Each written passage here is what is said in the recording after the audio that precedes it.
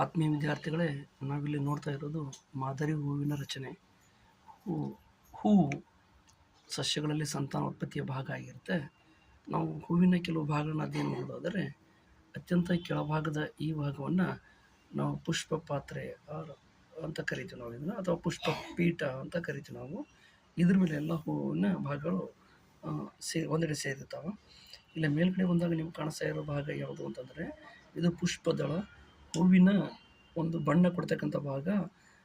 ಇನ್ನು ಅತ್ಯಂತ ಪ್ರಮುಖವಾಗಿರ್ತಕ್ಕಂಥ ಮತ್ತೊಂದು ಭಾಗ ಯಾವುದು ಅಂತ ತಗೊಂಡಾಗ ಸದ್ಯ ಇಲ್ಲೀಗ ಹೂವಿನ ಈ ಭಾಗದಿಂದ ಒಂದು ಗಮನಿಸ್ಬೋದು ನಾವಿಲ್ಲ. ಇದು ಹೂವಿನ ಹೆಣ್ಣು ಭಾಗ, ಅಂಡಾಶಯ ಅಂತ ಹೇಳ್ತೀವಿ. ಈ ಅಂಡಾಶಯದಿಂದ ಮೇಲೆ ಒಂದು ತೆಳುವಾಗಿರ್ತಕ್ಕಂಥ ರಚನೆ ಹೋಗಿದೆ.